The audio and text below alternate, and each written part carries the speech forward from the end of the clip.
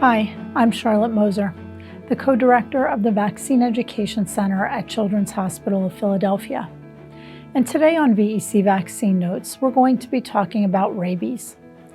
Now, rabies has been known as a disease for thousands of years, but it's always evoked terror because people understood that following the bite of a rabid animal, somebody would have an inevitable and horrible death. This desperation and fear are exemplified in the story of Joseph Moser. Now, Joseph was 9 years old in the 1880s when he was bitten several times by a rabid dog. Knowing that her son was sentenced to an imminent death and having heard about a rabies vaccine that was being tested on dogs, Moser's mom took her son to Paris and found Louis Pasteur, who was the scientist that had been testing that vaccine. She begged him to try his vaccine on her son, even though he was quite hesitant because it had never been used on any people.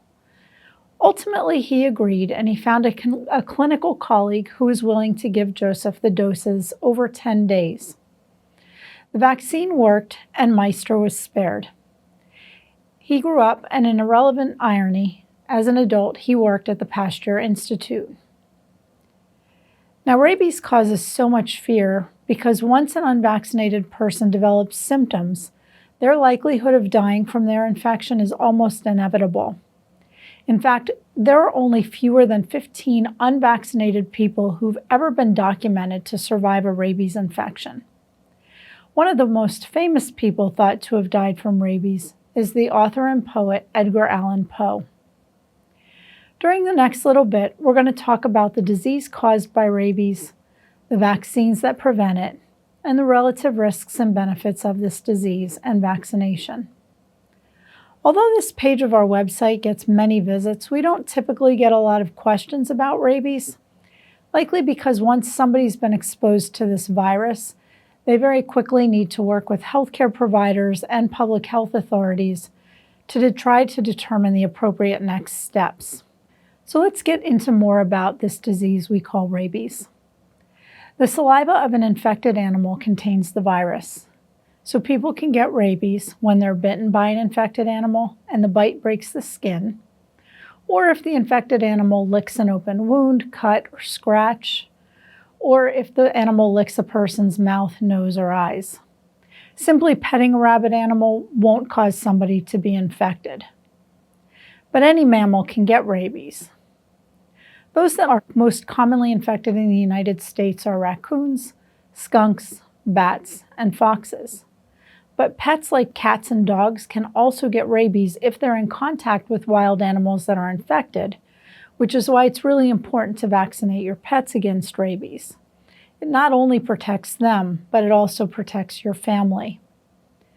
It's important to note that mice, rats, squirrels, rabbits, birds, and chipmunks generally do not get rabies, and there's been no record of reptiles, amphibians, or fish ever becoming infected with or transmitting this virus. Now, what's unique about rabies is that it takes about 2 months between exposure and the start of symptoms. And this long incubation period is what allows for people to benefit from vaccination after they've been exposed. Rabies virus attacks the brain and the nervous system. And the first symptoms that develop include things like tiredness, sore throat, chills, vomiting, headache. But within a week, these symptoms tend to get worse, and then they're accompanied by more severe symptoms. Things like disorientation, hallucinations, unusual behaviors, hyperactivity, difficulty swallowing. And then the final stage of symptoms includes things like paralysis and coma before death. If a person is bitten by a rabid animal or even an animal that might have rabies, it's important to thoroughly cleanse the wound and then call either the local health department or a local infectious diseases expert to determine which animals in the region are most likely to be transmitting rabies. Emergency room healthcare personnel can also help with contacting these individuals as well as determining the next steps for treatment. And typically at this point, animal control authorities are also contacted. As a general rule of thumb in the United States, the guidance that local experts typically give is as follows. A person usually doesn't need to get the vaccine if the animal that bit them has been vaccinated against rabies, or if that animal can be observed for 10 days to monitor its behavior. If after 10 days the animal is not showing any signs of rabies, the person is not likely to be suggested to get any treatments. However, a person should get the vaccine if the animal is wild and can't be observed, if the exposure occurred in a country where rabid animals are common, or if during that 10-day observation period the animal shows signs of rabies. Things like unusual behavior for that type of animal, like a nocturnal animal roaming about during the day, or in the case of a pet where we know the animal's normal behavior, any behavioral changes that would seem unusual for that specific animal. Now, in addition to getting vaccinated, people who might have been exposed to rabies typically are also treated with rabies immune globulin. This is a preparation of antibodies that's usually injected right around the area of the wound to prevent the virus from getting into the nervous system. Now let's talk about the rabies vaccine. There are 2 vaccines in the United States, Imovax and Rabivert. In both cases, the vaccine is a killed viral vaccine, which means that the virus is grown in cells in a lab and then it's purified and treated with a chemical. In this case, that chemical is called beta-propiolactone. By treating it with that chemical, it can no longer reproduce, so it's a killed virus. One difference between the 2 vaccines, however, is that Imovax is made using human fetal cells, whereas Rabivert is made using chicken fibroblast cells. Both vaccines work remarkably well and protect 100% of people who are treated immediately and appropriately after being bitten by a rabid animal. Now, the side effects from the vaccine are mostly mild, but they're fairly common, and they can include things like sore arm, headache, nausea, and vomiting.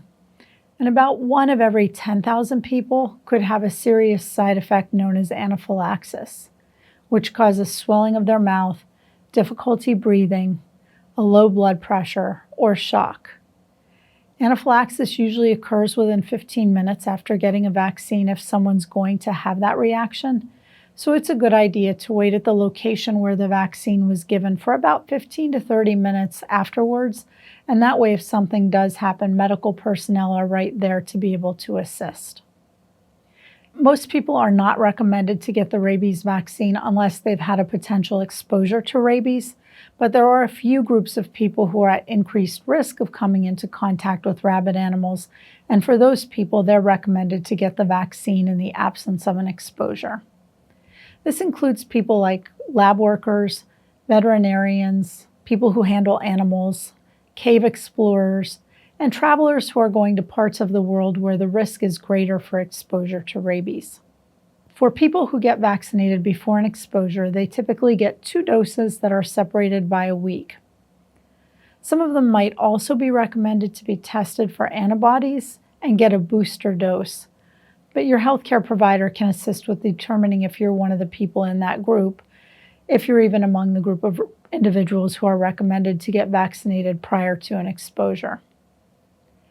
Now, if a person who is vaccinated is then exposed to rabies, they're usually given 2 shots, one right after the exposure and then another 3 days later.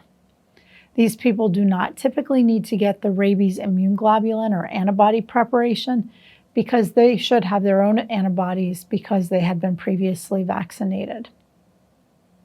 Now, if a person who is never vaccinated is exposed to rabies, they usually get 4 shots over a period of 2 weeks. After their first dose, which occurs immediately after the exposure, they should get additional doses at days 3, 7, and 14. This group usually also gets that immunoglobulin treatment because they don't have pre-existing antibodies of their own. One final note about the vaccine is that there was an older version that required people to get up to 30 shots, and these shots were very painful. That vaccine's no longer used in the United States, and the current vaccines not only require fewer doses, but they're less painful.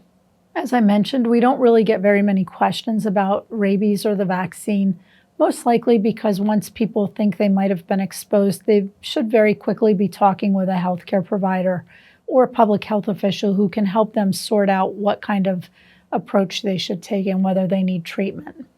So let's just finish up then with a consideration of the relative risks and benefits. Today we talked about the fact that if someone's exposed to rabies and they don't get very timely treatment, the disease is almost always fatal. We also talked about the fact that most people are not recommended to get the rabies vaccine in the absence of an exposure.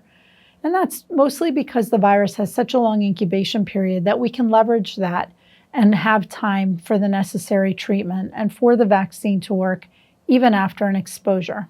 But again, that vaccine has to be given and any treatment with immunoglobulin, if necessary, very soon after the exposure. So it's not a situation where people can delay and think about whether they want to go get treatment. If symptoms of rabies start, the disease is almost always fatal. We also talked about the fact that the vaccine does cause side effects in many people, and on rare occasions, about 1 in 10,000, it can cause anaphylaxis. But given that this disease is essentially a death sentence without treatment, the benefits of vaccination after an exposure far outweigh the risks. Similarly, there are people at increased risk of potentially coming in contact with a rabid animal, often due to their occupation or their lifestyle. And as such, advanced vaccination is beneficial for certain people because it can decrease the number of doses of vaccine that they would need after an exposure, and it would also remove the need for them to be treated with the immunoglobulin or antibody treatment at the time of exposure.